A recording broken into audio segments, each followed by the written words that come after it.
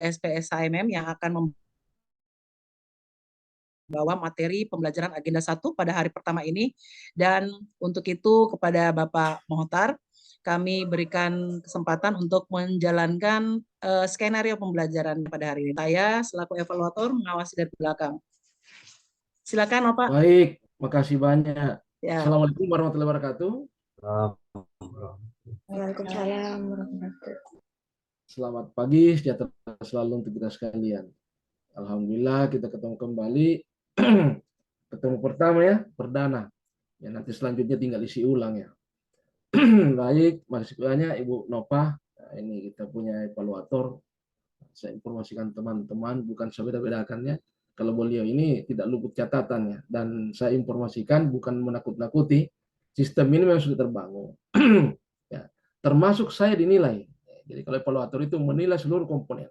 Sarana prasarana, kesiapan. Jadi beliau adalah apa istilahnya? Kalau ini PO ya, kalau dalam armada PO-nya yang mengatur semua. Kalau saya sopirnya, jadi sopir juga dinilai. Ya, kemudian besaran pengaruh itu dari penilaian evaluator itu mampu menaikkan dan menurunkan 10% nilai. Misalnya saya kasih nilai 90, kalau menurut dia tidak ini, ya beliau bisa turunkan 10% dari 15% itu. Karena nilai kita ini misalnya saya kasih nilai 90, itu hanya 15% ya Ibu Nova. Sekitar itu aja diambil. Jadi kecil sekali. Komponen akumulasi semua itu itulah yang membantu nilai kita teman-teman. Tentu kita semuanya ingin supaya kita semua lulus. Nah, kami juga fasilitator sangat bersyukur kalau teman-teman semuanya lulus. Karena kalau sampai dan tidak lulus atau ditunda ya repot lagi kita. Sementara biasanya setelah bertugas ini sudah pindah ke tempat lain. Dan saya juga minta tolong kepada Ibu Evaluator, Ibu Nova, sebentar mungkin kita Siap, nambah sedikit Bapak. waktu, Siap. 5-10 menit, karena kita lambat Ya. mulai ya. Ya. Sudah. Baik, teman sekalian, saya mohon izin, saya mau share screen. Diawali perkenalan dulu, karena tidak elok rasanya kalau kita tidak saling mengenal, ya.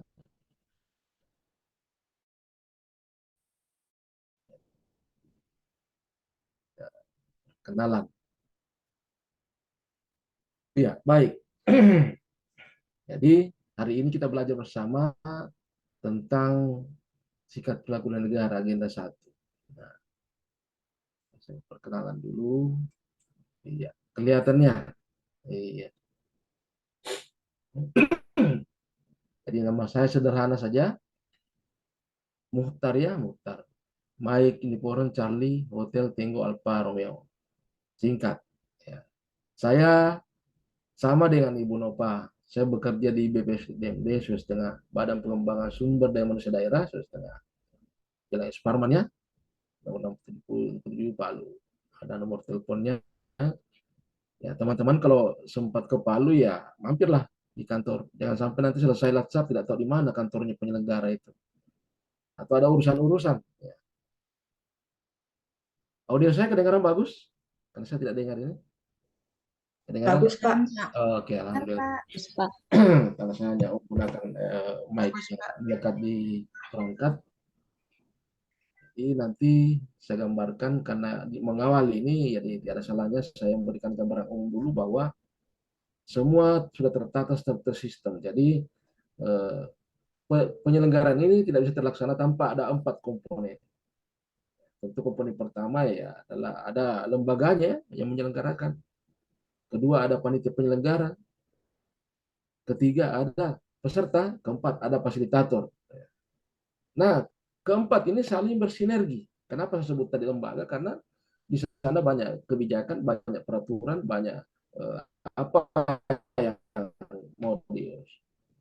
Karena kalau kita berbicara tentang sikap perilaku negara ya tentu banyak hal yang dibahas. Ya. Nah, baik teman sekalian, sedikit saya gambarkan bahwa tentu teman-teman sudah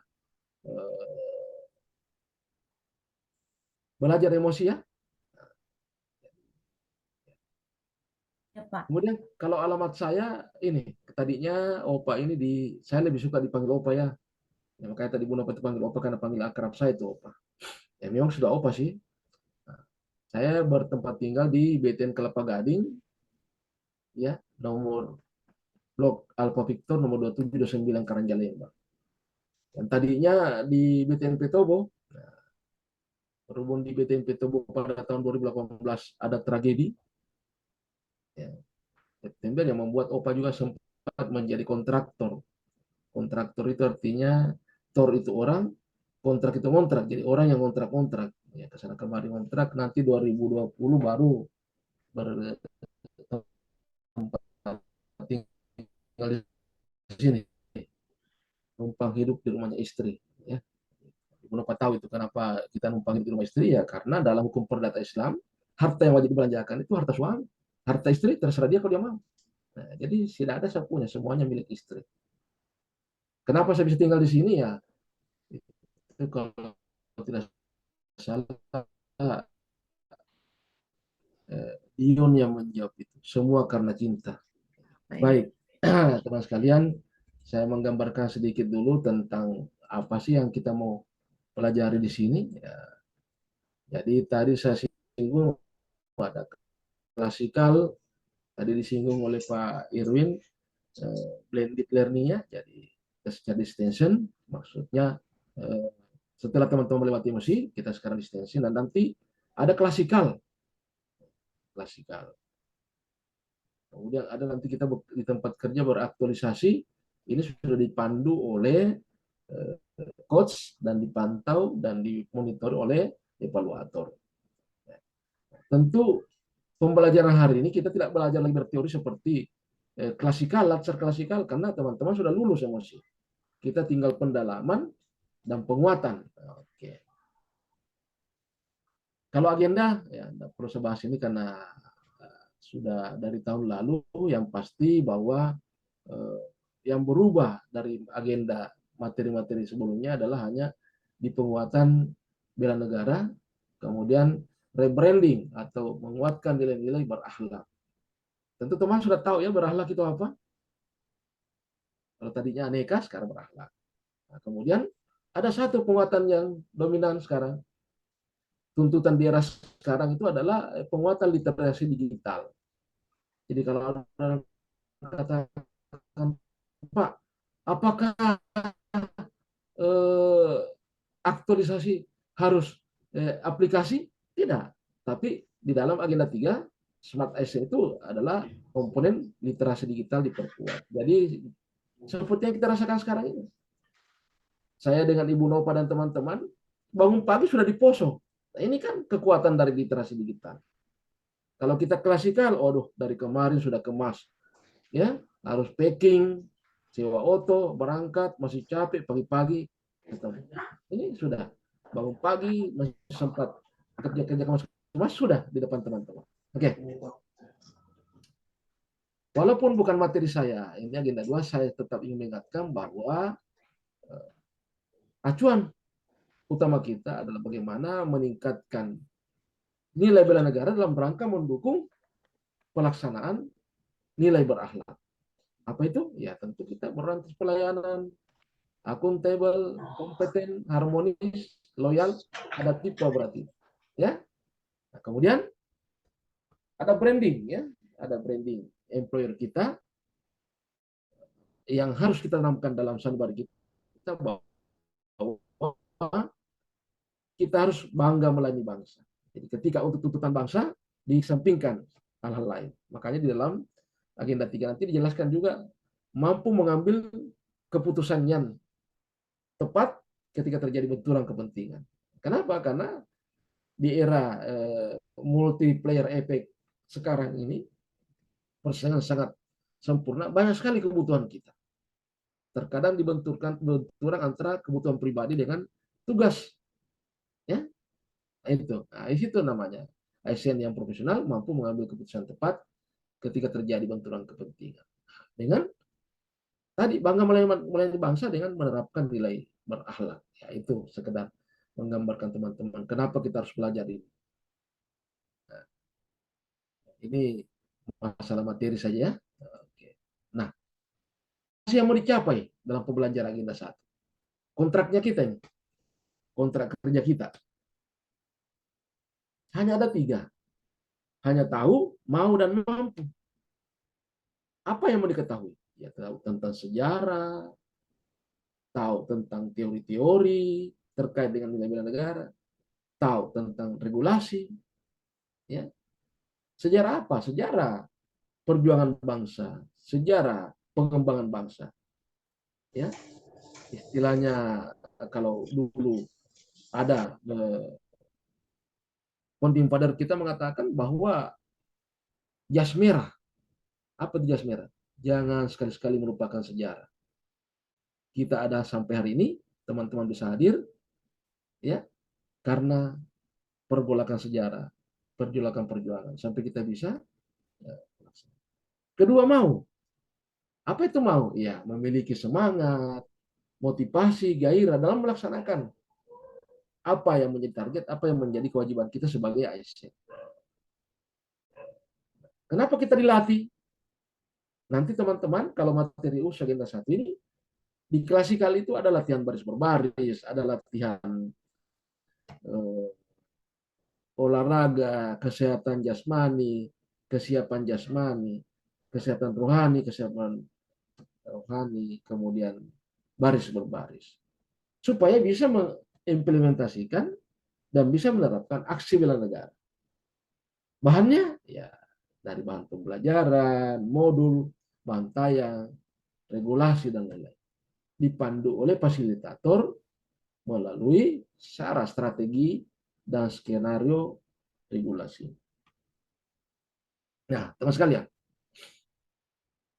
secara umum saya gambarkan dulu sintetis modul SPBN, sikap perilaku negara. Jadi modul 1 itu kita mempelajari seperti apa sih itu konsep bela negara. Ya. Di dalamnya kalau bangsa dan negara itu ada wawasan kebangsaan, wawasan Nusantara, ada konsensus, ya, konsensus. Konsensus dasar itu adalah Pancasila pilar, ya apa landasan filosofis, pilarnya Undang-Undang Dasar Negara Republik Indonesia, negara NKRI, Bhinneka Tunggal Ika. Ya. Kemudian dipelajari juga tentang lambang negara, bendera negara, bahasa negara, lagu kebangsaan. Nah, teman-teman yang sebentar nanti kemungkinan ada dalam tugas, bagaimana melihat hierarki sebuah peraturan perundang-undang. Karena kalau teman-teman nanti melaksanakan aktualisasi, ya jangan sampai terbalik-balik hierarki. Dalam menulis atau dalam menyusun sebuah skenario, itu jangan sampai lebih dulu peraturan pemerintah baru undang-undang misalnya. Ada hierarkinya. Diatur Undang-Undang 12 tahun 2001. Perubahan dari Undang-Undang nomor 10 tahun 98. Nah, bagaimana kita melihat dari konsep bela negara itu, melihat dari indikator nilai negara, ruang lingkup bela negara itu dibahasnya. Kemudian diwujudkan dalam sikap bela negara. Seperti apa wujudnya? Mentaati peraturan perundang-undangan. Ya, makanya mulai tanggal 7 tadi sampai tanggal berapa itu ya bimbing disiplin keselamatan, ya teman-teman itu diuji mampu tidak mentaati peraturan perundang-undangan. Ya, kadang-kadang dalam keseharian kehidupan kita ada saja ya seperti opa tinggal di BTN ini kan teman-teman biasa, kenapa opa sudah tua-tua sayang sekali mobilnya naik motor ke kantor. Nah, kenapa begitu? Ya karena setengah mati mau lihat mobil, orang parkir sembarangan. Nah, itu kan salah satu bagian dari tidak mentaati peraturan perundang-undangan. Alasannya tiada kendaraan lewat. Jangan lihat kendaraan lewat, yang jelas jangan parkir di tengah jalan. Ya, hanya pernah ada kemarin itu anekdot ketika ada petugas menahan, dia tilang pengendara motor, dia tanya, kenapa sampean menerobos lampu merah? Apa tidak lihat lampu merah? Dia jawab pengendari, lampu merah saya lihat Pak, Bapak yang saya tidak lihat. Nah ini kan ciri-ciri orang yang tidak mentaati peraturan. Jangan lihat polisinya, aturannya tidak boleh menerobos lampu merah. Mau ada polisi, mau tidak ada polisi, jangan menerobos. Ya, jangan ada anakku sekalian menjawab begitu kalau ditahan. Kenapa? Melanggar lampu merah. Nggak lihat lampu merahnya. Jangan dijawab bahwa iya lampu merah saya lihat Pak. justru Bapak yang saya tidak lihat. Nah, itu berarti kita melanggar peraturan. Kemudian membina kerukunan dalam artian walaupun kita sehebat apapun kelihatan, kalau kita di dalam lingkungan bertetangga tidak disenangi orang, suka membuat onar, itu bukan berarti kualitas manusia yang baik, ya. Bukan ukurannya tingkat pendidikannya, biar lagi profesor kalau tidak bisa menciptakan kerukunan bertetangga baik, itu juga bukan nilai manusia yang baik. Hanya mungkin kelebihannya di sekolah. Terutama menjaga persatuan dan kesatuan bangsa, ya. Jangan kita suka menciptakan sebuah informasi yang hoax, membuat tidak stabil, gitu ya. Nah, sehingga nanti kita di modul 2 nanti membahas tentang bagaimana lingkungan strategis, perubahan lingkungan strategis. Kami yang generasi kolonial ini sangat kaget yang kedang sekarang. Ya.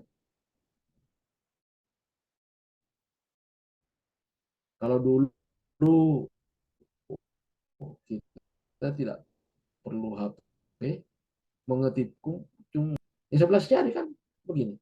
Kalau sekarang wah, nggak perlu kita pintar mengetik. Cukup diklik itu voice, baru kita ngomong. Apapun yang kita bilang, tertulis langsung. Opa juga orang kolonial terpaksa ikut-ikut, karena itu perubahan. Kita mengikuti apa? Perubahan lingkungan strategis, kita juga menyiapkan modal insani, agar tidak terjerumus. Ya. Kemudian, sebentar kita belajar juga tentang teknik analisis. Untuk mengetahui isu, itu kita belajar tentang isu kritikal, di mana ada isu kontemporer, isu instansi kita, dengan mempelajari menggunakan metode teknik tapisan isu dan teknik analisis isu. Ingat itu ya, ada teknik tapisan, ada teknik analisis. Karena teman-teman nanti, anak-anakku sekalian, akan ada nanti mempelajari dan ditugaskan untuk membuat isu dan membuat aktualisasi. Nah, seperti apa itu isu-isu strategi?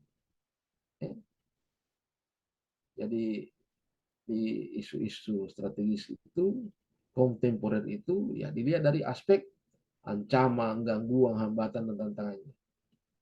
Seperti apa contoh? Korupsi, masuk enggak? Belajar masih. Narkoba, terorisme, radikalisme, money laundering, proxy war, dan mass communication. Sehingga untuk menyiapkan diri kita, nanti di klasikal, anak-anakku sekalian, dipandu dengan di modul 3, kegiatan bela negara. Itu tadi, ada baris berbaris, dan tata upacara, belajar keprotokolan, kewaspadaan dini, membangun tim, dan caraka, dan aksi bela negara. Itu ya. Nah, itulah yang kita ingin pelajari dari aspek kompetensi laksana CPNS. Oke. Sebentar teman-teman, ada tugas ya. Tapi sebelum saya perlihatkan tugas, sudah ada di Kolabjar kemarin. Tadi malam, ya kita ya lihat dulu. Apa sih yang dimaksud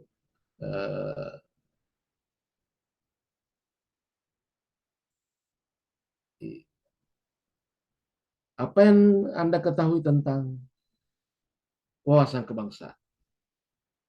Kita bisa langsung resen kalau ada yang mau jawab. Tapi sebut dulu nama, kalau menjawab nama, asal instansi, ya. Karena tadi belum sempat diperkenalkan, masalahnya waktu buru-buru. Ada yang mau jawab apa itu wawasan kebangsaan? Saya coba menjawab, Pak. Ya, silakan. Silakan, Rita ya. Ya. Menurut saya, wawasan kebangsaan adalah cara pandang bangsa Indonesia dalam rangka mengelola kehidupan berbangsa dan bernegara yang dilandasi oleh jati diri bangsa dan kesadaran terhadap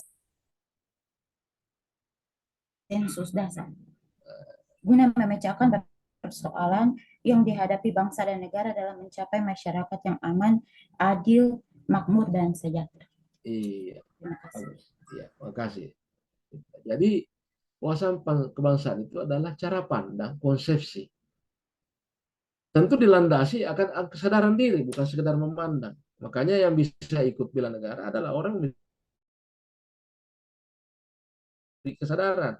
Ya, makanya yang perlu dibentuk dulu bagaimana jati diri kita, bagaimana kita sebagai warga yang baik, ya, bagaimana orang yang tukang mabuk bisa memandang bangsa ini. Ya, jadi dilandasi oleh kesadaran diri sebagai warga dari suatu negara terhadap diri dan lingkungannya, ya, dalam kehidupan berbangsa dan bernegara. Nah, kita memandang seperti apa itu? Dan kita mau jadi berlaku seperti apa? Tentu juga ya menyangkut masalah mengutamakan kesatuan dan persatuan wilayah. Ya, penyelenggaraan kehidupan dan berbangsa negara. Oke? Nah, tadi kita sudah bahas ada 4 konsensus dalam rangka menguatkan kita punya wawasan kebangsaan. Pertama itu Pancasila itu sebagai landasan filosofis. Kemudian bagaimana kita melihat kebinekaan kita. Ya, kemudian induk dan segala peraturan regulasi adalah Undang-Undang Dasar Negara Republik Indonesia tahun 1945. Jadi mulai sekarang kita sudah belajar menyebut, jangan lagi disebut Undang-Undang Dasar, Undang-Undang 45. Banyak sekali itu kalau undang-undangnya kita 45. Jadi Undang-Undang Dasar Negara Republik Indonesia tahun 1945. Kenapa harus ada NKRI dipertahankan? Karena negara kita adalah negara kesatuan yang terdiri dari beberapa pulau-pulau. Gitu ya. Ini kalau menurut Yudi Latif dia katakan bahwa setiap bangsa harus memiliki satu konsepsi dan konsensus bersama menyangkut hal-hal fundamental bagi keberlangsungan dan kejayaan bangsa dan bersangkutan. Karena kalau tidak ada konsensus, maka kita pecah. Ya. Sehingga biasa orang mengatakan yang dimaksud konsensus itu nilai rasa kebersamaan. Tidak melihat sebuah perbedaan suku, ya, ras. Jangan lagi kita lihat bahwa ini orang Bugis, ini orang Kaili, ini orang Poso, orang Mori. Ya, karena di KTP kita itu tidak disebut kartu tanda penduduk Mori, ada? Tidak ada ya? Kartu tanda penduduk Republik Indonesia. Berarti kita kan penduduk Republik Indonesia. Nah, teman sudah belajar juga tentang bagaimana manajemen pemerintahan itu, ya. Jadi apa fungsi dari lembaga-lembaga negara ada, ya. Jadi kalau kita lihat fungsi melayani bangsa, mengayomi masyarakat dan memberdayakan masyarakat, ya. Kalau fungsi-fungsi itu lembaga itu ya sudah. Kemudian apa tujuan nasional kita? Cita-cita nasional kita Anda pelajari. Saya mau masuk ke isu kontemporer karena ini sebenarnya erat hubungannya dengan tugas-tugas teman-teman ke depan. Tentu hari ini kita tidak bisa bahas semua secara detail. Ya, saya memberikan gambaran-gambaran singkat baru masuk kepada cara menganalisis, identifikasi isu dan mengasih isu. Ya, karena biasanya materi dibawakan dulu kalau klasikal 4 hari dibawakan materi. Kalau kayak di Morowali Utara itu 4 hari bawa materi. Ini sekarang dikasih 2 jam. Cara bawanya itu 4 hari jadi 2 jam gitu ya. Ya tentu kalau saya mengambil filosofinya ikan jurus dengan bunga-bunganya.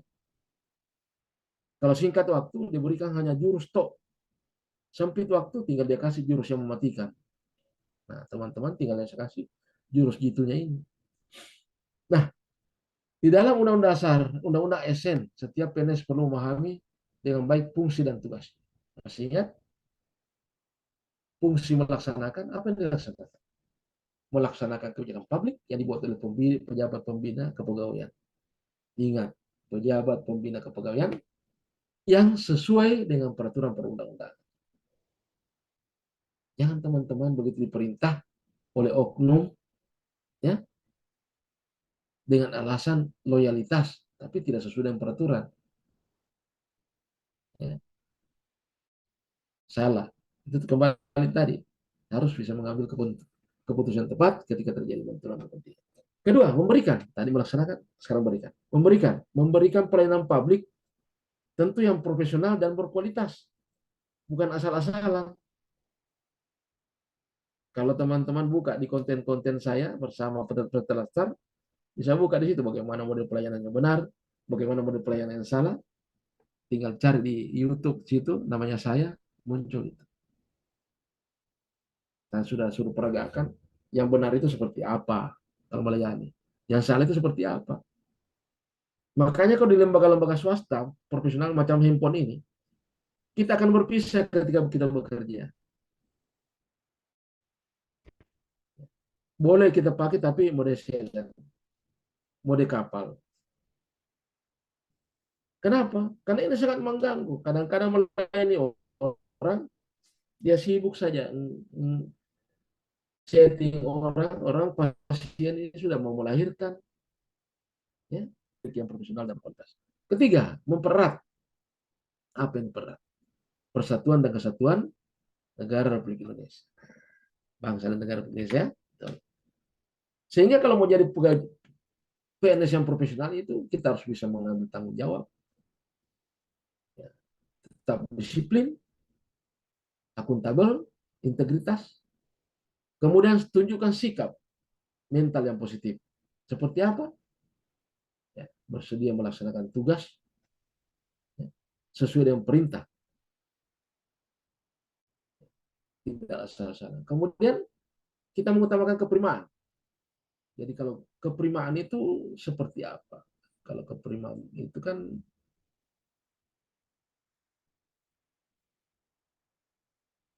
harus kita belajar terus-menerus, semangat memberi kontribusi. Kalau perlu kita memberikan layanan melampaui ekspektasi.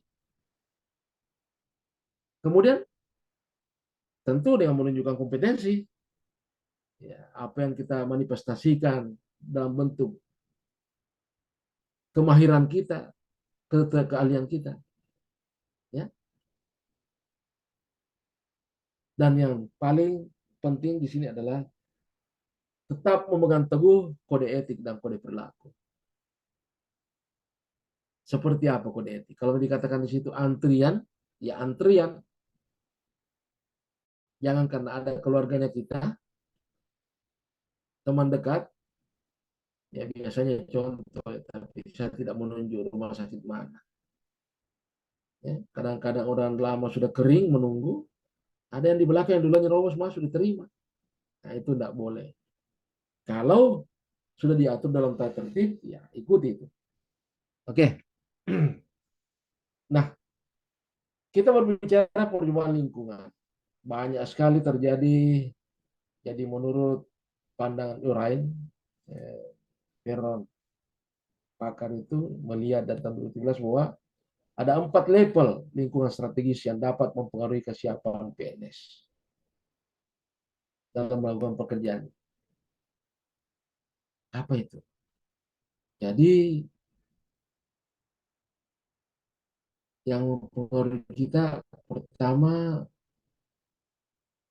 lingkungan keluarga. Makanya selalu saya ingatkan biasa, baik dalam bentuk serius maupun bercanda kepada teman, bahwa kalau mau selamat, berikan motivasi kepada pasangan kita kalau mau bekerja. Bekerja dengan benar. Jangan justru terbalik. Kadang-kadang juga dalam anekdot orang katakan mau kerja, justru pasangannya mengembosi. Kalian kan pejabat, masa pejabat rumahnya begini, cuma naik motor. Temanmu itu sudah pakai mobil. Nah, ini kan itu yang pengaruh lingkungan keluarga. Kemudian lingkungan komunitas budaya-budaya kita, ya, regional kita. Perkembangan wilayah itu sangat mempengaruhi cara kerja kita. Coba Anda bayangkan kalau macam seperti di DKI kemarin ditargetkan dalam pelayanan satu pintu, setiap orang harus mampu menyelesaikan izin 6 per hari. Bagaimana caranya itu? Jadi target. Kalau dibawa dari itu dianggap tidak mencapai target. Itu kebijakan pemerintah di sana. Kalau kita di sini, mohon maaf, terbalik. Terkadang satu izin bisa 6 hari baru keluar. Karena itu tergantung pimpinannya. Ya, sekarang tentu tidak begitu lagi, sudah berubah. Bahkan lingkungan nasional, bagaimana targetnya Pak Presiden kita, mentargetkan memotong mata rantai yang dianggap tidak penting guna mempercepat layanan. Nah, semua akan berubah. Ya. Tidak ada lagi harus orang dari RT, RW, kepala desa, baru ke camat berurusan. Format dari camat diambil, tinggal disampaikan tembusan kepada RT. Bahkan mereka secara online sudah melaporkan. Database sudah ada. Ya, contohnya seperti itu. Sehingga mempercepat layanan kita. Itu juga lingkungan global. Bagaimana tuntutan global, sistem pembelajaran kita sekarang ini kan sudah blended. Tidak ada lagi pembelajaran yang harus klasikal terus. Sudah tidak diterima alasan itu. Nah, baik. Melihat kondisi-kondisi yang saya jelaskan tadi, kita bisa melihat dikaitkan dengan bagaimana isu-isu kontrak strategis dan kontemporer. Digambarkan tadi, isu apa sih yang dimaksud? Isu kontemporer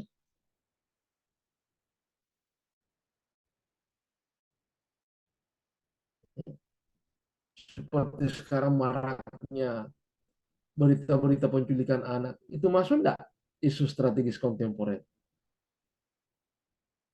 Masuk ya. Masuk. Ya, sampai ada berita kalau tidak salah di Papua atau di mana itu ibu-ibu kasihan dibakar itu. Ya, benar enggak itu tindakan dilakukan masyarakat? Kemudian ada kejadian katanya di Palu, anaknya dia bawa menangis, dia pukul, ditangkap, dikeroyok orang. Bukan di Palu sih, di perbatasan. Dituduh dia penculik anak. Nah ini juga anak-anak kadang-kadang ada maunya mau beli es krim lah apa. Mana ada es krim kalau di desa-desa? Karena pernah dikasih makan es krim ke saudaranya di kota, di desa minta es krim, tidak dibeli es krim, menangis. Maka dipukullah sama, dicubit sama mamanya. Malah justru di masyarakat ibu-ibu ditangkap, dianggap penculik anak. Nah, ini ya, perlu ya belum dilihat besaran peranannya, pengaruhnya terhadap kestabilan bangsa, sehingga belum masuk dalam materi ya. Tapi kalau ciri-cirinya menurut saya termasuk isu kontemporer. Tentu merubah cara pikir ibu-ibu kan. Ibu-ibu sekarang itu jangan harap dia percaya. Biar ente punya keponakan, tapi ini anak tidak tahu kalian mau ke sana mau jemput dia tidak kasih. Gurunya tidak kasih. Kalau dulu kan gampang anak bisa dijemput, biar tetangga saya bisa ambil. Sekarang jangan coba-coba. Guru tidak kasih gitu. Nah, itu. Oke, kalau korupsi termasuk enggak isu strategis kontemporer? Masuk. Ya, itu sangat mempengaruhi kestabilan bangsa. Bayangkan itu kalau haknya masyarakat yang mestinya berapa ratus orang dapat, tiba-tiba hanya digerogoti oleh satu orang, itu kan penjahat. Ya, hanya saja kalau berbicara tentang korupsi kita, di undang-undang disebut dugaan korupsi sebelum diputuskan. Masih disebut juga. Kenapa? Karena untuk menetapkan sebuah kesalahan itu melalui proses. Ya, proses. Saya sedikit tahu itu karena kebetulan Opa ini kan ya, sampai di S2 hukum saya. Itu gelar Masternya hukum. master hukum. Jadi sedikit paham itu. Makanya tidak semua orang bisa menganggap, oh ini korupsi. Jangan dulu. Jangan dulu. Bisa saja dalam bentuk lain. Tapi kejahatan-kejahatan. Ya. Kedua, narkoba. Narkoba itu masuk enggak isu kontemporer? Kita antar dulu.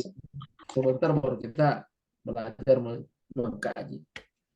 Iya, karena dia ini dalam etimologi dictionary dikatakan narkoba ini adalah merusak, bukan cuma orang yang sudah ada, bahkan orang yang belum ada saja itu sudah rusak. Kalau dikaitkan dalam salah satu pendapat pakar dalam Islam, dia katakan didiklah turunanmu 25 tahun sebelum dia lahir. Artinya apa? Ya kalian-kalian yang belum menikah ini sudah akan memberikan pengaruh terhadap turunan kalian. Nah, kalau sudah mengkonsumsi narkoba, sudah mengalir dalam tubuh kita, itu akan masuk di turunan kita. Sehingga ini disebut adalah termasuk kejahatan diri sendiri dan bangsa luar biasa. Bukan cuma orang lain kita jahati kalau narkoba, diri sendiri. Ya. Jadi masuk ya. Ya. Biasa disebut dalam apa ya, kalau bahasa ininya nafsa, ya, nafsa. Disingkat narkotika, psikotropika, dan zat aditif. Cuma orang Indonesia hebat. Kenapa saya katakan hebat? Ya sudah jelas-jelas barang terlarang yang tidak boleh kok dia suka ya.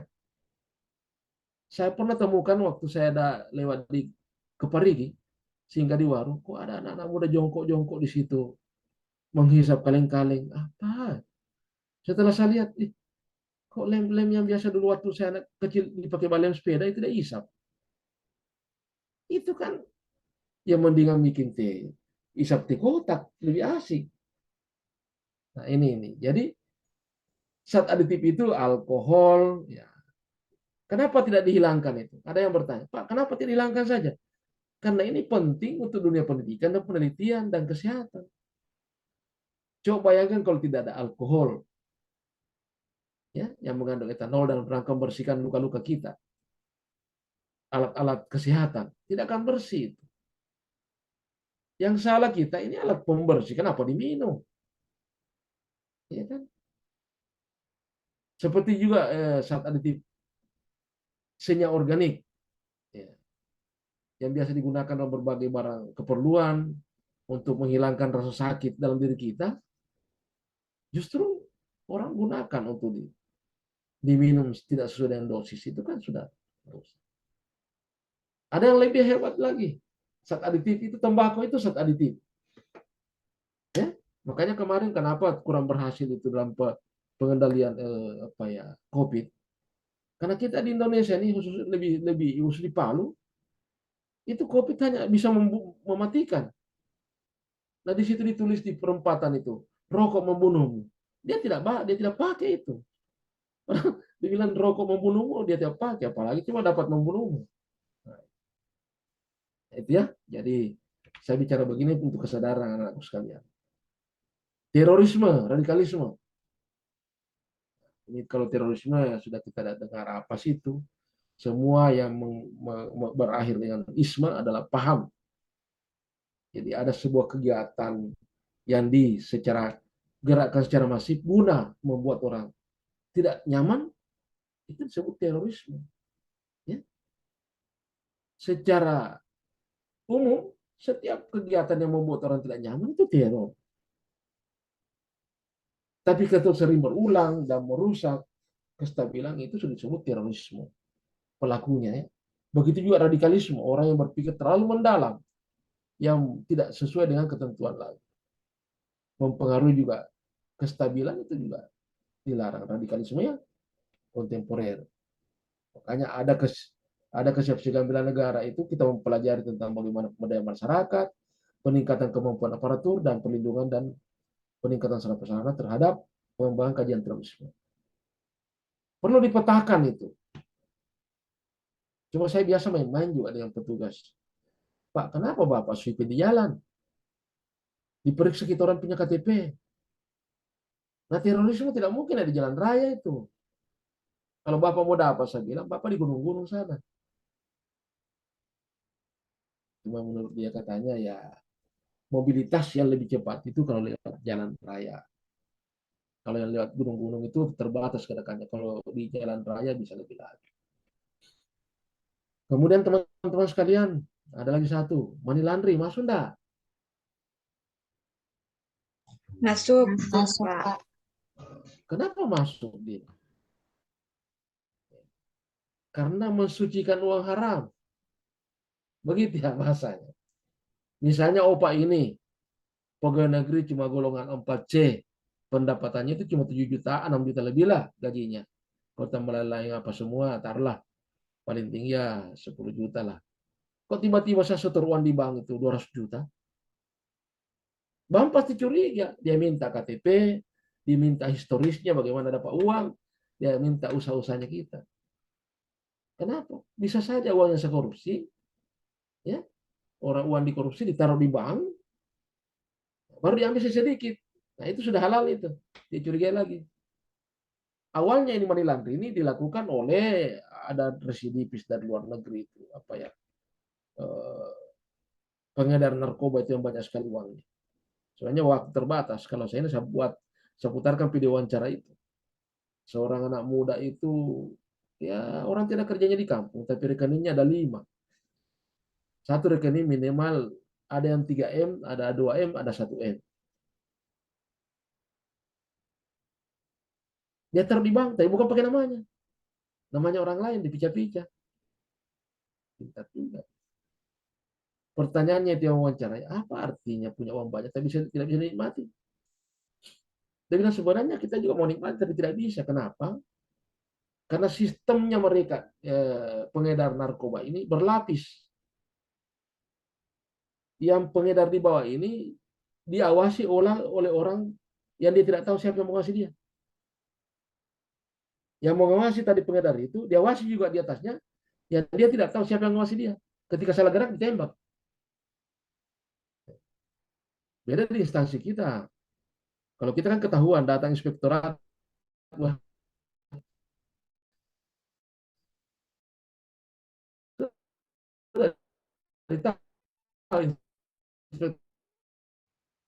itu. Jadi diamankan uang. Nah, kemudian lagi namanya proxy war. Nah, ini penting teman-teman ketahui. Karena ini yang mudah kita merasuki kita. Apa sih proxy war itu? Ada yang tahu apa proxy war itu? Teknik adu domba. Jadi ini yang paling bahaya. Kalau menurut pakar proxy war itu, dia gambarkan seperti ini.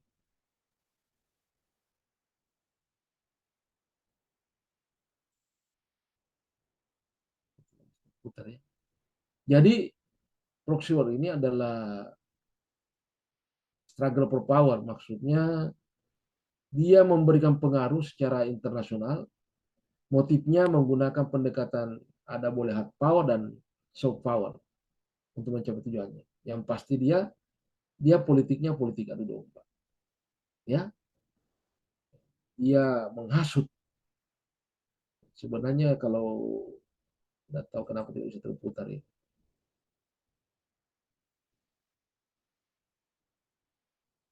Jadi menghasut sifatnya ya.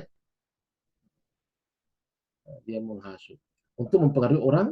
Jadi dulu itu dikuasai oleh Belanda penjajah itu lebih kurang 300 tahun itu hanya karena itu dipecah belah jadi domba.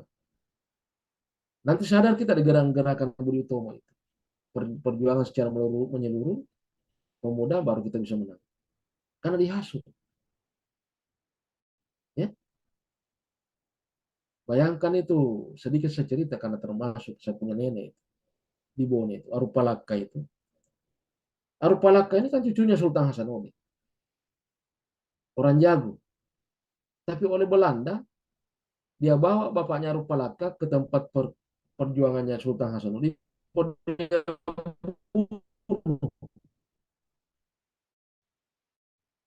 Bahwa dia hembuskan isu bahwa yang membunuh bapaknya Arupalaka adalah Sultan Hasanuddin.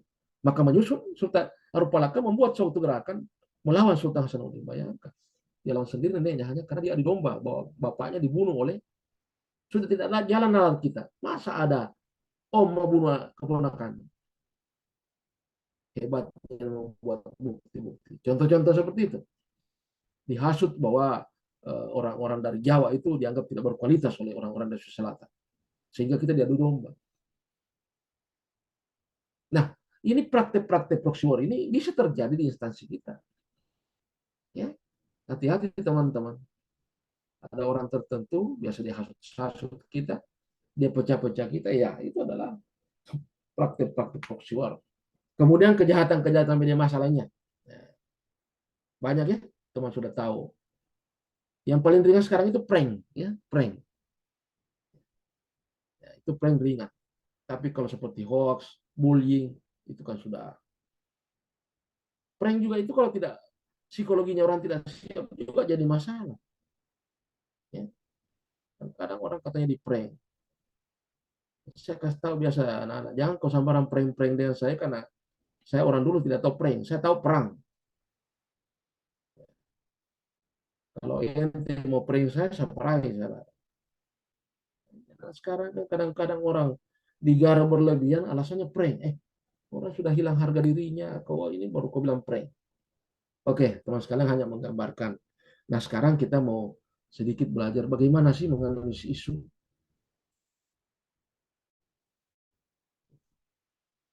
Jadi teknik menganalisis isu itu ya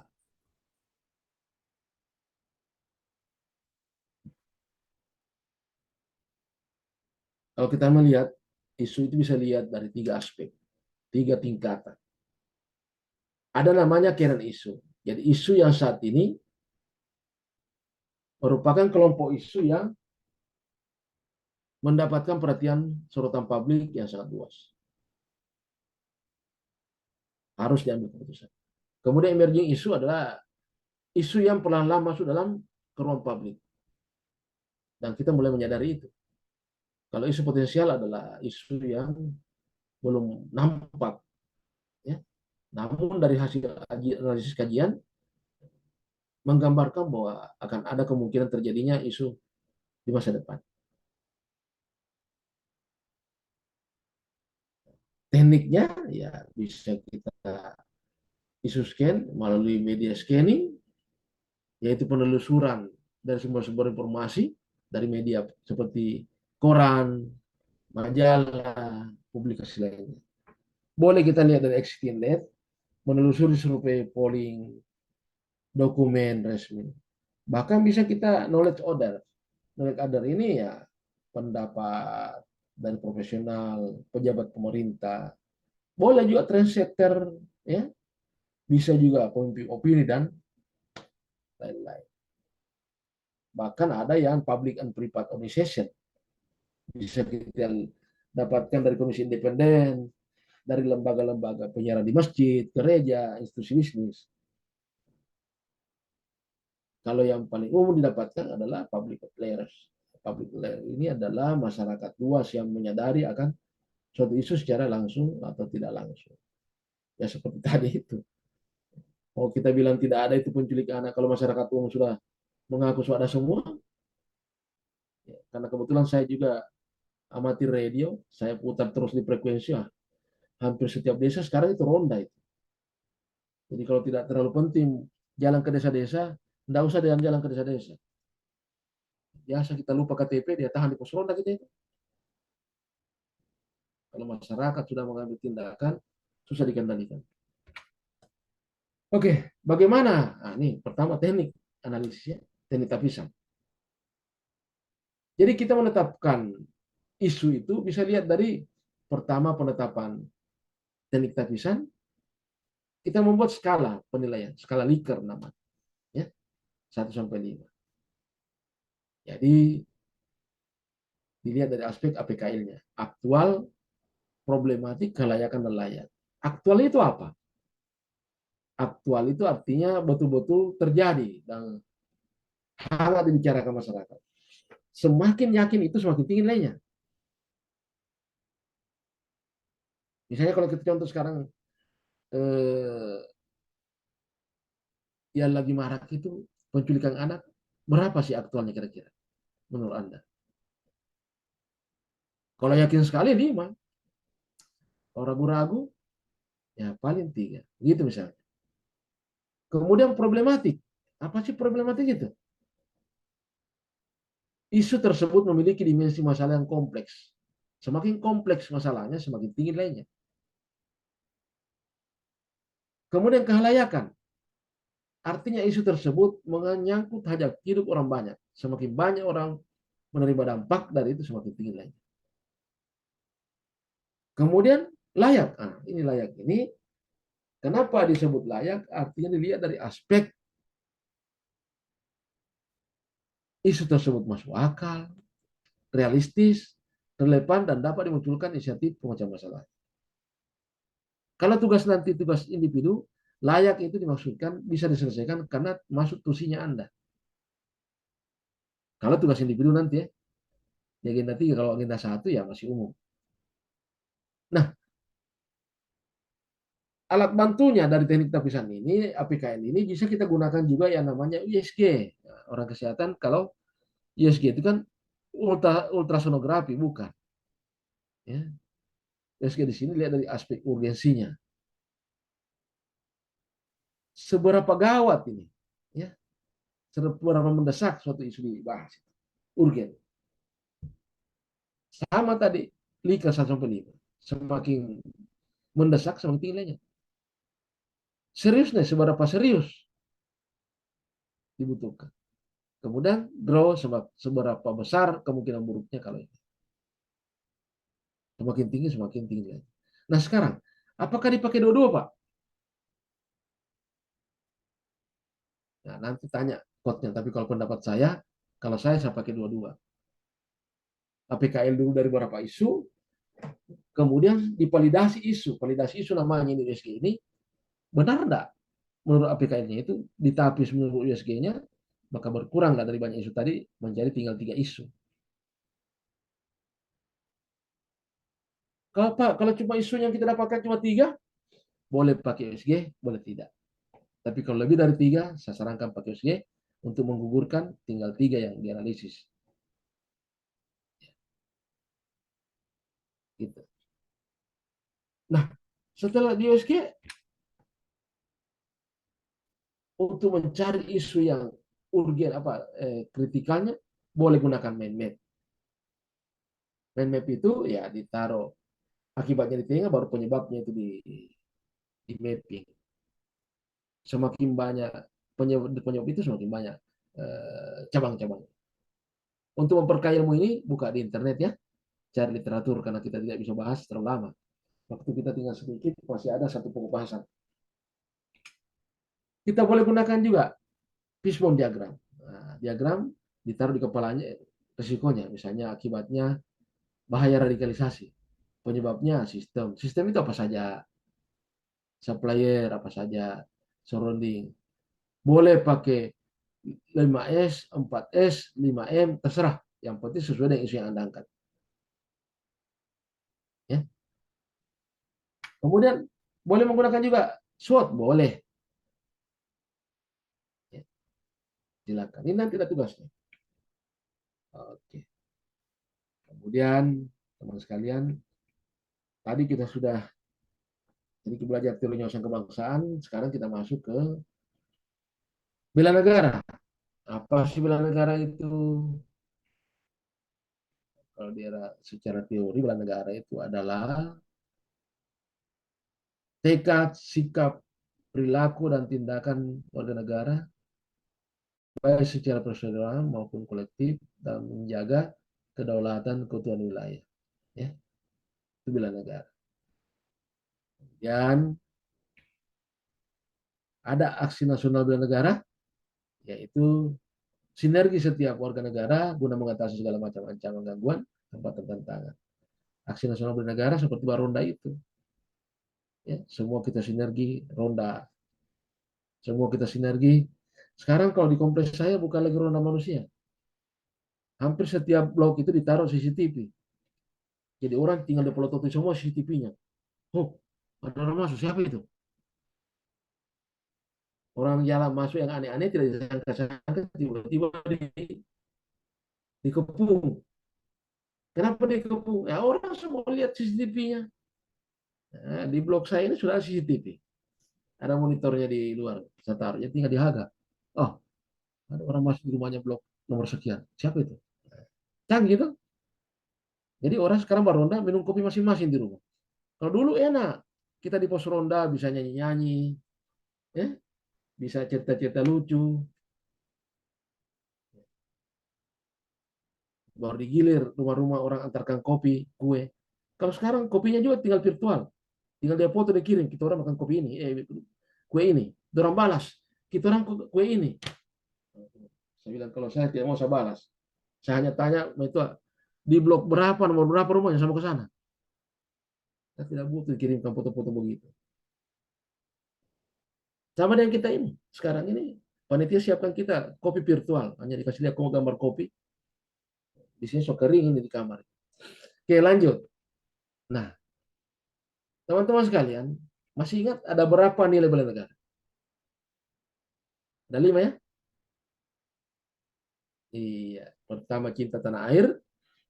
Kedua, sadar berbangsa dan bernegara. Ketiga, setia kepada Pancasila sebagai ideologi negara. Keempat, rela berkorban untuk bangsa dan negara. Dan kelima, mempunyai kemampuan awal bela negara. Oke? Tentang bagaimana ini nanti di materi boleh Anda baca-baca sendiri. Apa itu kesehatan?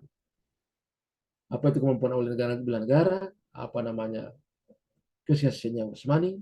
Waktu tidak cukup kalau dibahas itu. Tapi materinya saya siapkan.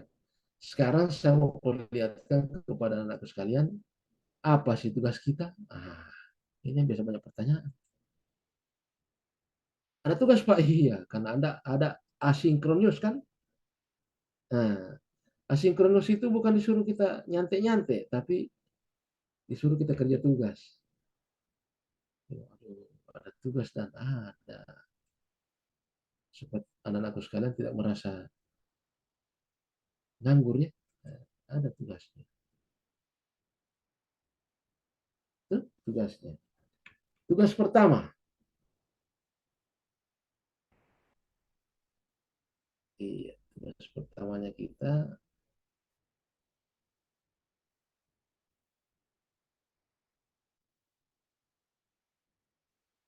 individu dan kelompok. Tugas pertama, susunlah ringkasan materi 3 mata pelatihan agenda 1, wawasan kebangsaan, isu kontemporer, dan kesiapsiagaan bela negara. Ada di Kolabjar itu. Upload ke LMS Kolabjar pada sesi 1. Nanti sebentar sore. Kemudian tugas kedua, ada namanya tugas individu yang kedua ada namanya membuat learning journal dalam format rekaman suara atau naskah. Apa learning journal? Itu pengalaman pembelajaran. Pengalaman pembelajaran kita ini, apa yang dibahas di materi ini.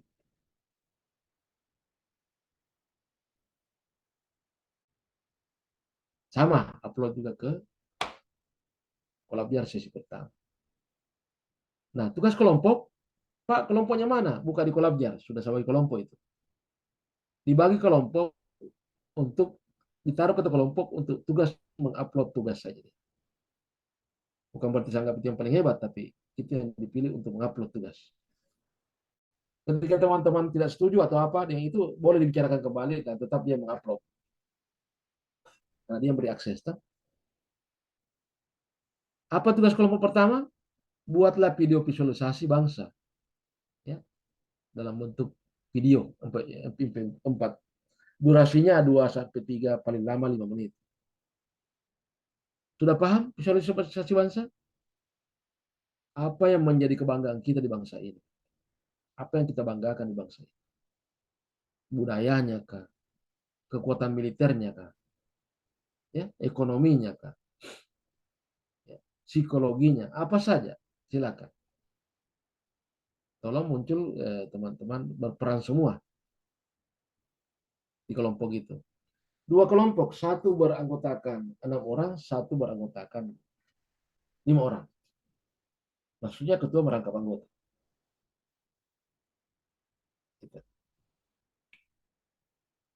Tugas kedua,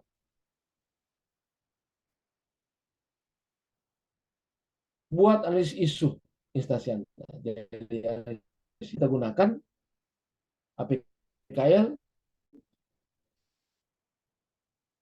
teruskan kepada mau pakai fishbone, mind map, atau SWOT, silakan untuk menetapkan analisis isunya. APKL dengan ISG itu adalah identifikasi isu. Kalau analisis isunya itu menggunakan boleh fishbone, mind map, atau SWOT, atau tree analysis. Upload di kolom belajar sesi kedua. Kemudian ada juga learning jurnalnya dibuat juga pengalaman belajarnya, ya. Apa yang Anda dapatkan pembelajaran tentang analisis isu kontemporer. Kalau tadi kesiapsiagaan bela negara. Tugas kelompoknya ada juga. Diminta membuat analisis isu kontemporer.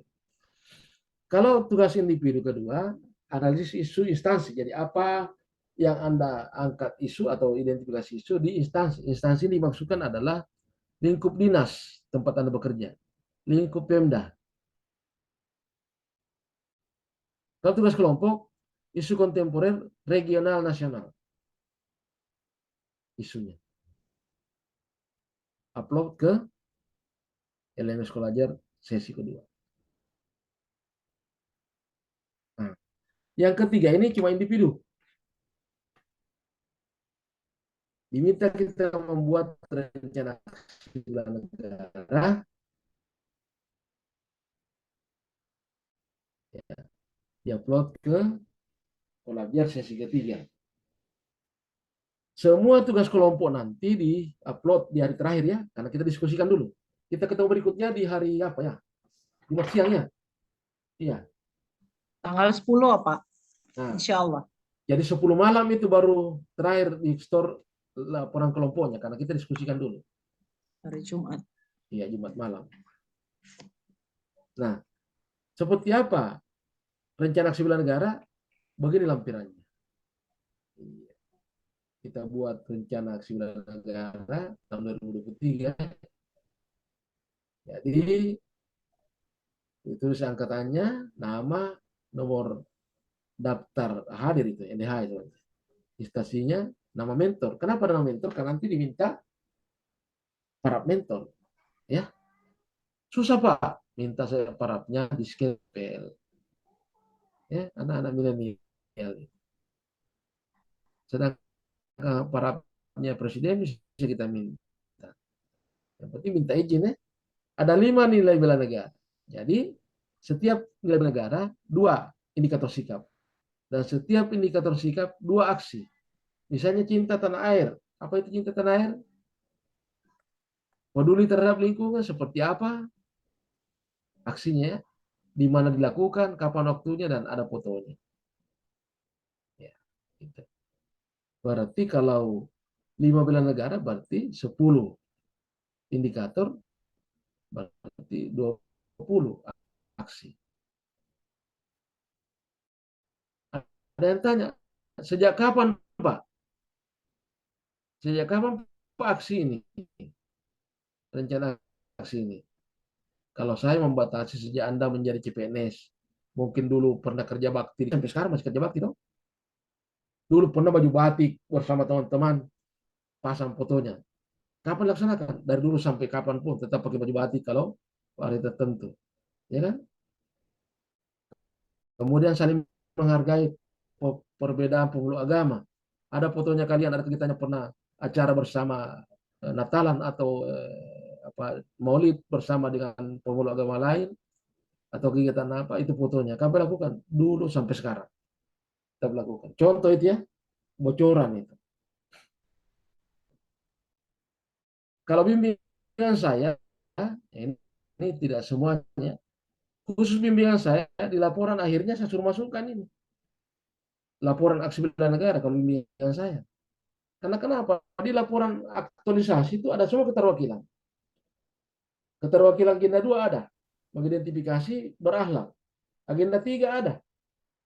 Ya. Tentang menyangkut masalah manajemen ASN dan smart ASN. Agenda 4 menyangkut masalah pengaktualisasinya. Agenda 1-nya di mana? Agenda 1-nya adalah aksi bela negaranya. Kalau saya bimbingan saya masukkan itu. Kalau yang lain kan, dan ini bukan keharusan. Saya hanya minta bimbingan saya supaya lebih lengkap. Tapi jangan dipandang, oh Pak, menurut Pak harus begini. Tidak. Saya katakan untuk bimbingan saya saja. Menggambarkan, saya anggap ini hal yang penting. Karena kita mau lihat sejauh mana kepeduliannya peserta terhadap aksi bela negara, mana buktinya. Ya, nah, saya kira itu teman-teman sekalian. Saya sengaja kasih balap sedikit supaya ada waktu kita diskusi, karena bagus kalau diskusi ada yang mau ditanyakan. Ketemunya kita kan cuma ini. Habis ini teman-teman sudah asinkronus belajar kelompok. Hari Jumat kita sudah presentasi ya. Jadi teman-teman tolong bikin tugas kelompoknya ini dalam bentuk PDF yang dikirim di Kolabjar. Kemudian dipresentasikan dalam bentuk PPT. Ya. Dan tolong dibentuk di kelompoknya siapa yang nanti presentasi, siapa yang moderator, supaya semua ada kegiatannya. Karena kita di sini nanti panen nilai. Ya, saya yakin evaluator tidak lupa pandangannya itu, pasti lihat siapa yang resen, dan tolong kalau beraktivitas resen, karena ibu Nova pasti dia catat, dia foto malah itu. Ini jadi pada saat pengumpulan nilai, biar saya kasih nilai paling banyak mungkin sih, tapi lihat, wah tidak pernah dia resen, tidak pernah, ini bisa dia turunkan nilainya. Nah, ini Latsar sangat berbeda dengan di kampus. Kalau di kampus itu dosen itu sendiri memberi nilai. Ya, kalau di Latsar, bahkan saya tidak berani mengatakan Anda lulus atau tidak lulus. Ya, saya hanya berdoa semoga kalian lulus. Kenapa? Setinggi apapun saya kasih nilai, banyak yang lain berpengaruh.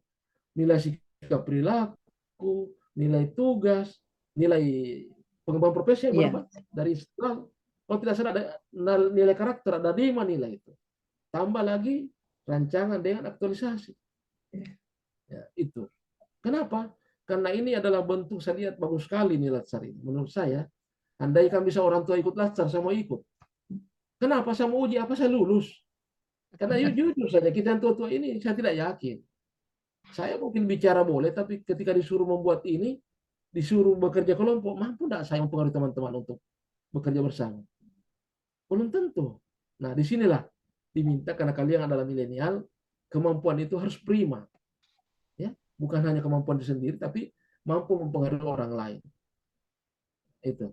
Kenapa diharapkan ke depan, perang kita ke depan bukan perang mengambil senjata, tapi bagaimana perang membuat persatuan-kesatuan bangsa, dan tidak selalu kita dalam bentuk ketemu langsung. Kemungkinan kita banyak secara virtual. Ya, saya kira itu. Silakan kalau ada yang mau ditanyakan, kita diskusi. Materi secara umum saya selesaikan. Silakan Mbak siapa yang saya lihat dulu. Soalnya Pak ini juga sudah mulai PDIP. Baby, Guspi Oktavi. Baby. Oktavia. Ya, silakan Debbie. Selamat pagi Pak, izin bertanya. Ya, silakan. Kalau misalkan kita upload tugas kita, tugas individu, tapi tidak terbaca, itu bagaimana Pak? Kalau misalnya kita sudah submit, pas kita mau cek lagi ternyata tidak terbaca atau tidak terkirim. Oke, jadi 2 tugas. Pertama, caranya kita laporkan kepada pematerinya, misalnya ke saya, dan tembuskan kepada evaluator. Karena evaluator itu menilai. Jadi kirim dengan materinya itu. Boleh Bu Nova? Iya, Pak. Ya, jadi supaya evaluator dia sudah dikirim, cuma belum masuk. Iya. Gitu. Karena memang kadang-kadang sistem juga ini. Pernah suatu ketika itu kami pun tidak bisa buka Kolabjar, tapi kan peserta kirim langsung kepada kami, yang bisa kita. Gitu. Bagus pertanyaannya, Baby. Kira begitu ya. Itu hal seperti itu ya. Jangan nanti putus asa. Begitu caranya. Adik sayang, kalau sudah bertanya boleh turunkan kembali. Kan turunkan resen. Ya, di ini. Lohennya. Bu, masih bertanya. Nanti dikirimnya ke Bapak bagaimana caranya? Apakah ada via WA? Tadi ada WA saya, di materi ada WA saya. Nah, ya. Nanti kalau Ibu Nova minta, saya kira Ibu Nova jangankan WA. Saya biasa uang saja, atau saya minta dia kasih. Oh, Pak nih. Subhanallah. Kalau Ibu Nova itu, kalau cuma nomor WA diminta, jangankan nomor WA, kue saja atau uang diminta dia kasih itu. Kalau Mas jadi peserta belum boleh, Pak. Belum bisa ya. Belum boleh. Ya, belum boleh minta kue. Iya. Oke. Silakan, siapa lagi? Jadi satu yang bertanya, yang lain dengar ya. Maksudnya jangan sampai punya masalah sama ya, sudah itu yang mewakili. Silakan. Iya, Yuni. Yuni Astari. Aduh, saya minum sedikit ya. Ya, eh, Silakan Yuni. langsung saja Ibu ya. Ya. Terkait Silakan. ini rencana aksi bela negara, Bapak. Ya. Di situ kan ada paraf mentor, Nah, nama mentor sama jabatan mentor. Ya. Terkait mentornya ini atasan ya, Pak? Atau pihak? Mentor itu setahu saya atasan langsung ya Bu Nova. Mentor, iya Pak. Atasan langsung. Kira Jadi ada. adik izin Ya, Pak, silakan. saya menyampaikan sama adik-adik semua bahwa nanti itu akan disampaikan di pembekalan secara detail. Ya. Tapi boleh saya berikan sedikit clue-nya di sini bahwa kalau mentor tuh harus atasan langsung. Ya. Pun kalau beliau tidak punya kesempatan, berhalangan, itu boleh beliau delegasikan ke siapa gitu, yang memang ada kaitan Ya. kerjaannya dengan teman-teman sekalian. Seperti itu, Pak. Iya, betul. Jadi dia jadi mentornya itu atasan langsung. Kalau dia berhalangan atau apa, boleh delegasikan, dikuasakan, tapi yang sama kualitasnya, maksudnya yang Iya. tahu tentang pekerjaan Anda. Benar. Bukan selevel. Iya. Nah, itulah nanti yang ditulis di sini nama mentor, jabatannya sebagai apa. Nah, kalau tentang parapnya ini kan boleh di-scan atau apa, melengkapi, karena ini akan dikirim di Kolabjar dan LAN baca. Kalau cuma untuk Iya. OPA saja, saya tahu kalian pasti bekerja, tapi kan pembuktian ada enggak? Ada. Ini kelengkapannya. Mohon maaf Bapak, lanjut bertanya boleh? Ya, silakan. Ini terkait mentor atau atasan ini Pak. Jadi di dinas atau instansi saya itu atasan saya tidak sesuai formasi saya Pak. Jadi saya harusnya di keuangan, tapi di dinas saya instansi di program. Bagian program itu atasannya apakah Kasubag program atau tetap Kasubag keuangan Pak? Terima kasih. Masih ada Kasubag di sana ya? Masih fungsi struktural dia? Iya masih Pak untuk sekretariat. Berarti kalau Ibu di program ya program, Kasubag program. Ya, baik Pak, terima kasih. Formasi keuangan ya? Iya. Iya kan memang di dalam sekretariat itu kan bisa saja. Iya. Di keuangan. Orang keuangan ke program. Iya. Sama. Baik, terima kasih Bapak. Ya. Nah, baik kita tanya nanti jangan keliru karena ini Kolabjar kalau sudah dikasih masuk, diupload, nggak bisa lagi dirubah itu. Kalau dirubah, Berurusan dengan LAN. Semua yang lain. Jadi kalaupun nanti ada sekalian ada yang keliru mau diperbaiki, tinggal ke kami. Nggak bisa lagi di Kolabjar dirubah karena tak restart yang lainnya.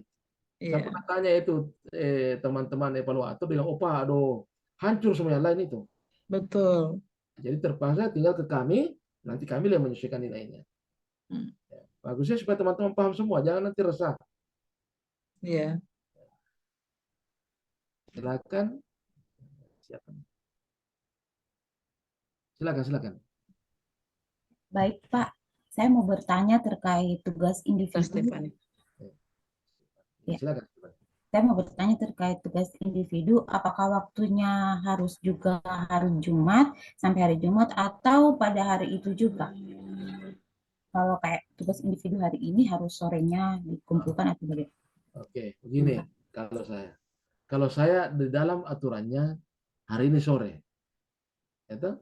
Tapi ketika Anda punya kesulitan atau apa, yang pasti Jumat malam semua tugas harus masuk, ya. Ibu Nova akan dia tutup keran itu kalau sudah Jumat malam jam 11 pasti dia tutup, nggak ada lagi bisa masuk. Jadi itu jadi saya minta kebijakan juga. Kalau kesulitan karena mungkin ada tugas lain di materi lain, bolehlah semuanya paling lambat masuk Jumat malam. Terakhir materi saya, malam jam 11.59 terakhir. Lewat 59, pasti Ibu Nova sudah tutup itu untuk tugas itu. Kan di situ ada jam masuknya ya. Jadi biar masuk kalau sudah lewat waktunya itu sudah lain nilainya. Jadi Jumat malam terakhir. Saya kira begitu kalau sistem begitu Bu Nova ya. Siap. Dia akan tetap bisa masuk tapi sudah lain, sudah warna merah itu. Jadi itu ya. Jadi kita di sini dilatih untuk disiplin. Makanya kami juga, termasuk saya, kan bisa saja alasan saya belum saya isi, tidak boleh. Ketika saya tidak isi tadi malam ini Anda punya tugas dengan materi, maka saya juga dapat teguran. Pasti tim dan Ibu Ropa, Opa kenapa belum ada materi?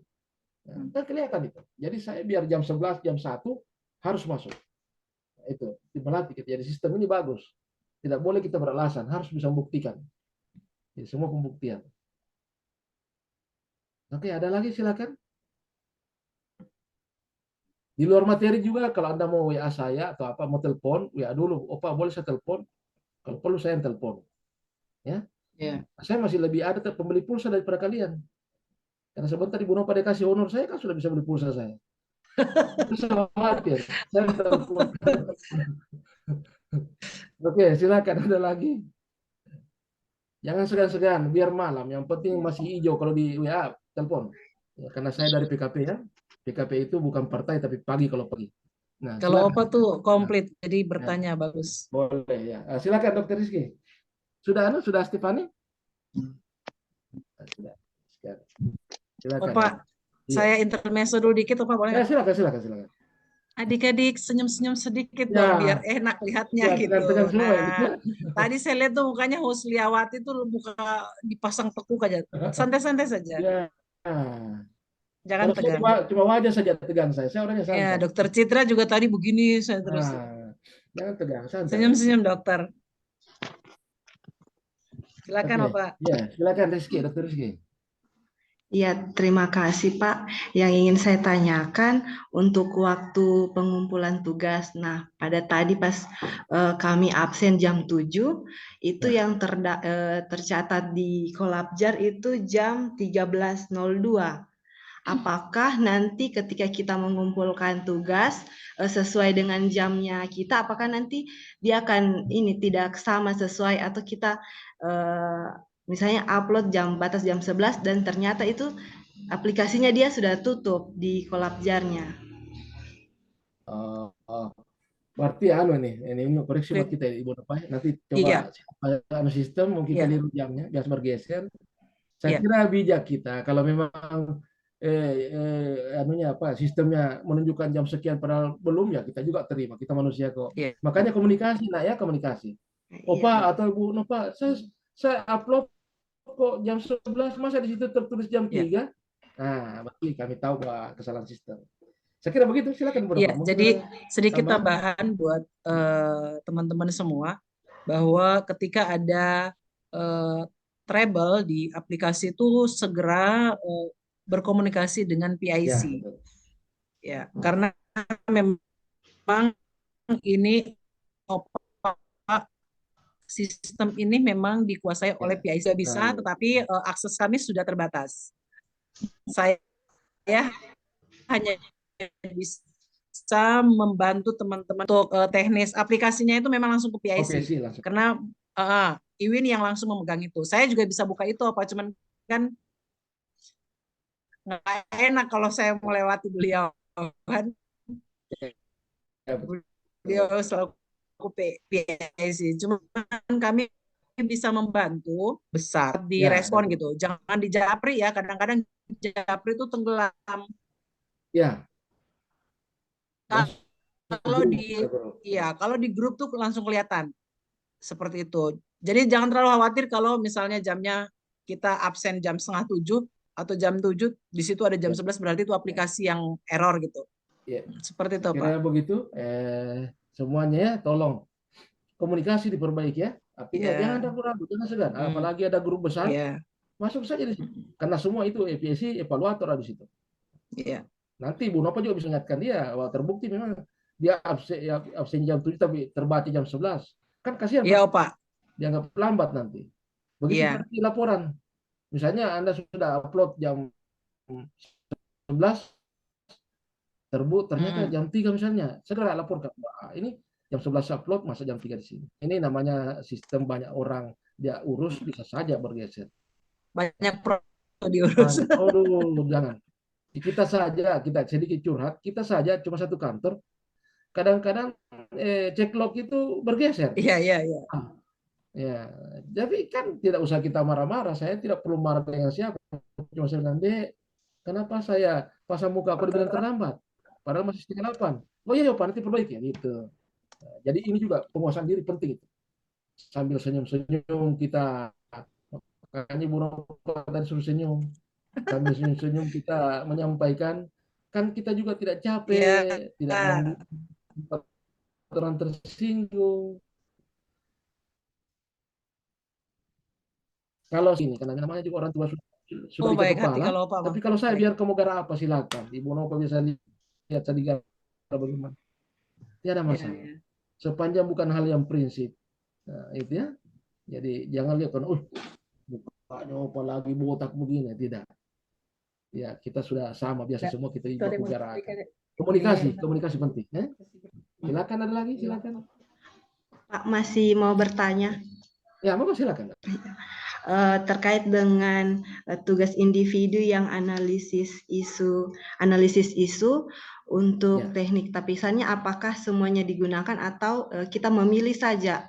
Contohnya kita memilih menggunakan metode USG atau AK ini aktual, problematika atau kelayakan, atau dipilih atau semua dikerjakan, Pak?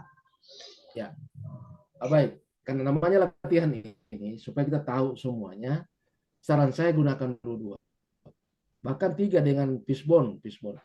Kenapa? APKL itu melihat isu secara makro. Bisa saja muncul isu sampai 5 ya. Nah, bisa sampai 5. Nah, begitu kita validasi, dipilih saja 3 menggunakan USG. Pilih 3 yang tertinggi. Gitu? Pilih 3.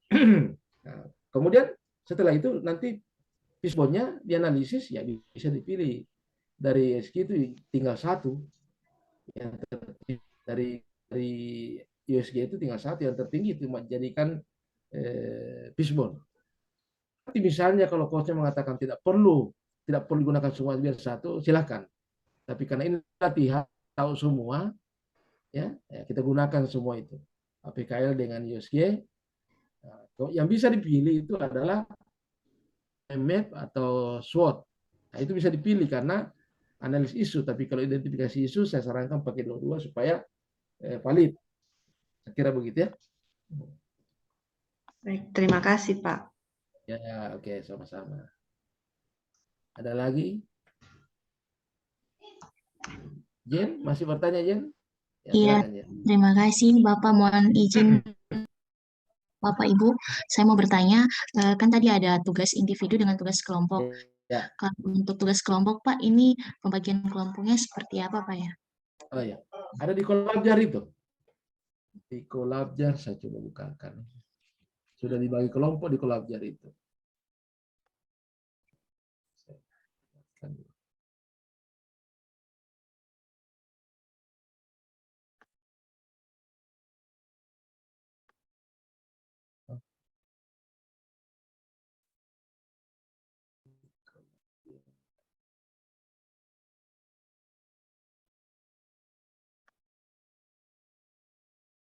Sama menunggu ya. Di Kolabjar itu di tugas kelompok di dalamnya sudah ada pembagian kelompoknya. Nah, tinggal ya saya perlihatkan kelompoknya. Misalnya tugas kelompok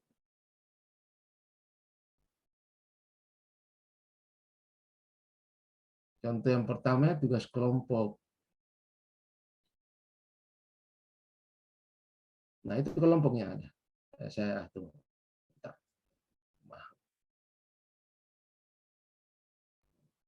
Kelompoknya saya perlihatkan dulu. Nah, itu ya. Nah, dibagi 2 kelompok saja. Jadi kelompok pertama ini Andi Lisda, Agung, Debi, Dr. Citra, Dr. Rizky, dan Fatima. Yang dicentang ketua kelompok ini adalah yang ditugaskan mengupload, ya, mengupload. Berarti Andi Lisda di kelompok 1 ditugaskan mengupload. Pak, saya tidak setuju dia ketua kelompok. Ya, kalau saya siapa yang dipilih, tapi jelas titip sama Lisda yang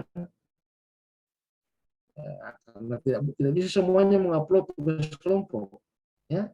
Nah, kelompok 2 Nah, itu kenapa dua-duaan di list dah? Keliru ini. Oh, ini kelompok 2-nya. Ya. 2 kali kita upload ini ya. Kelompok 2-nya berarti Kiswanto, Musdawati, Jen, ya, Rita, Yuni. Kenapa kelompok 2 cuma 5, ini kelompok 1 6? Karena saya lihat di kelompok 1 ini kayaknya tidak ada laki-laki ya. Nah, cuma jadi yang paling ganteng di sini Kiswanto. Laki-laki Kiswanto tuh? Yang perempuan juga. Ya, begitu penugasannya. Baik, Pak. Terima kasih, Pak. Iya. Saya hanya lihat dari NIP-nya. Ada NIP 1. Iya, itu Kiswanto. Dia yang paling ganteng sini. Silakan, ada lagi?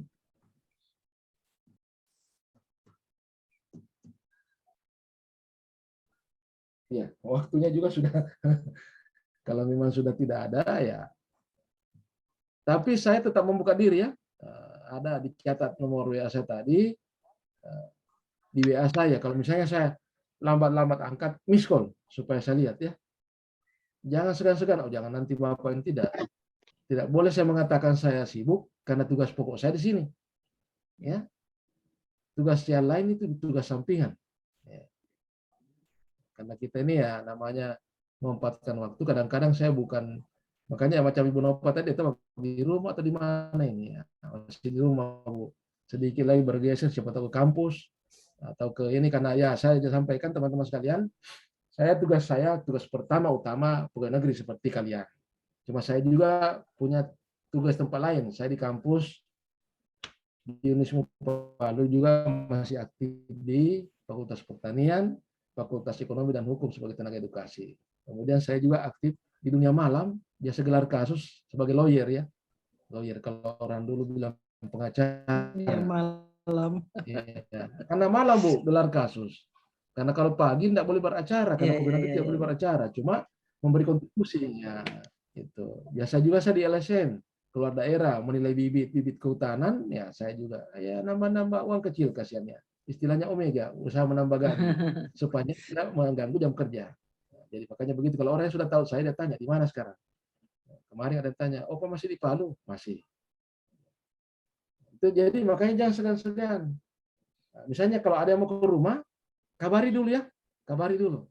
Siapa tahu tidak dapat orang di rumah, karena rumah ini kan semuanya orang aktif di sini. Itu ya. Sengaja saya gambarkan begini supaya teman-teman tahu. Jangan sampai ada yang bilang, wah sengaja Opa sembunyi dari kita. Enggak. Nomor handphone saya itu umum semua bisa. Selama itu bermanfaat, ya. Kenapa? Karena tadi itu bangga melayani bangsa. Ya. Bangga melayani bangsa. Selama bermanfaat untuk kalian, mari. Oke, masih ada?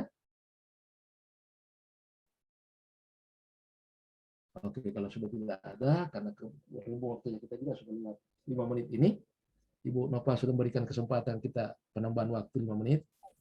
Jadi, makasih banyak.